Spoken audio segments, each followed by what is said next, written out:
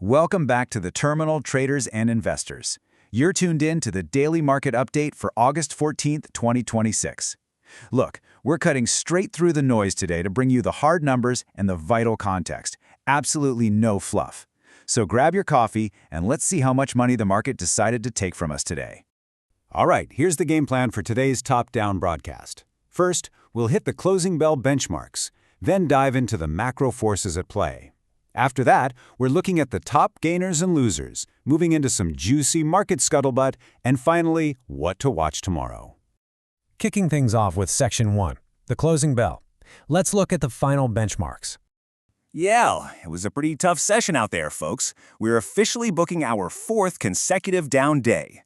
Nifty closed at 24,366, down 30 points or 0.1%. Sensex closed at 78,009, down 71 points or 0.1%. And Bank Nifty, well, that closed at 57,491, down 144 points or 0.3%. The tape is definitely bleeding right now, though. You know, it's more of a slow, painful leak than an all-out crash. Let's zoom out and see how these numbers actually fit into the broader picture. Moving into Section 2. Macro forces at play. We're talking the Fed, crude oil, and institutional flows. So, to understand exactly why the indices moved the way they did today, we really need to pull back the curtain on the global catalysts.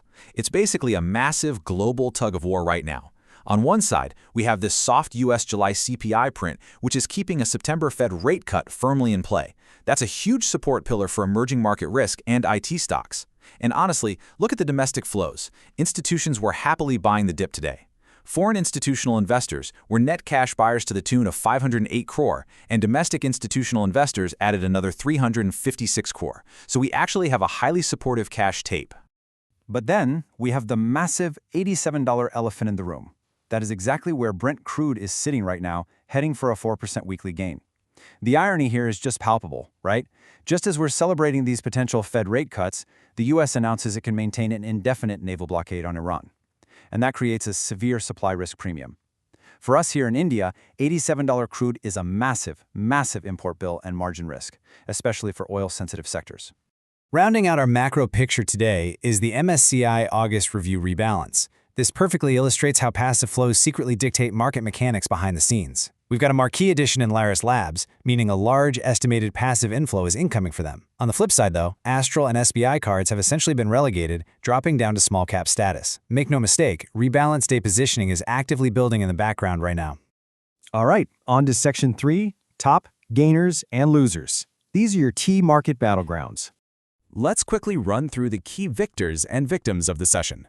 Zooming in on the green side of the board, we saw some real strength in Vodafone Idea, Apollo Hospitals, and OFSS. Meanwhile, taking an absolute beating on the loser side, we've got National Aluminium, HPCL, and Tata Motors PV. So, what exactly drove these specific stock-level moves? Let's break down the catalysts. Vodafone Idea actually extended its gains today, up 4.4%, completely fueled by heavy volume and momentum around this SBI-led funding. Apollo Hospitals caught a really nice 3.7% defensive bid on strong healthcare demand. Now, looking at the casualties, National Aluminum dropped 6.1% as investors booked some sharp profits after its recent run. Honestly, the whole metals pack was a bit soft today on a firmer dollar. And HPCL? Absolutely crushed. Down 4.9%, taking a direct, painful hit from that surging $87 Brent crude we were just talking about. That brings us to Section 4, Market Scuttlebutt.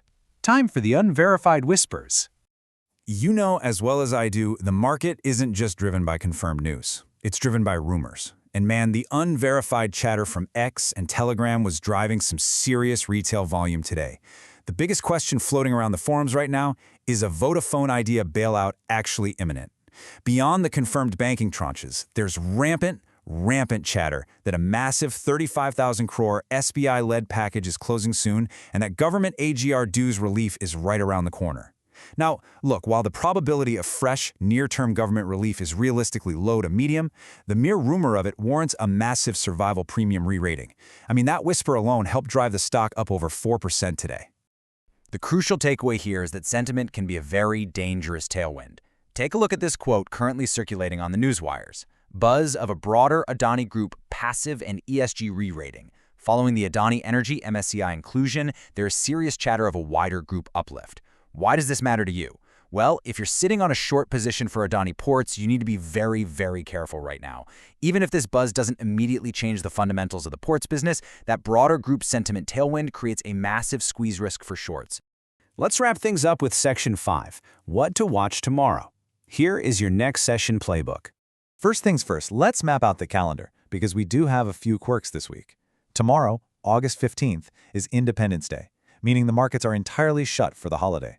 Trading will resume on Monday, August 17th. But here is the real kicker you've got to remember. Both Nifty and Sensex weekly options expire on Tuesday, August 18th. Sensex now runs its own weekly options expiry, so make absolutely sure you adjust your hedging and rollovers accordingly. Our key idea and focus heading into the new week is BHARTIARTL on the long side. When you're dealing with a bleeding soft tape like we are right now, you really want defensive strength, and Airtel is a telecom leader with some incredibly solid tariff-led ARPU tailwinds. It's essentially a defensive cash flow play.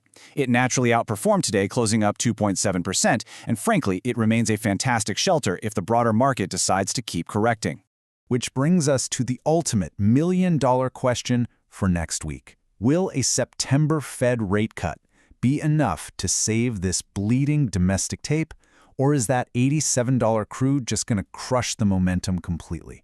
That is the exact macro tension we are walking into on Monday morning, and it's what you absolutely need to be watching. Quick reminder, this is not investment advice. But hey, no need to watch boring news channels or scroll websites to get updated. Just watch this video at the end of the day. Subscribe and hit the bell icon.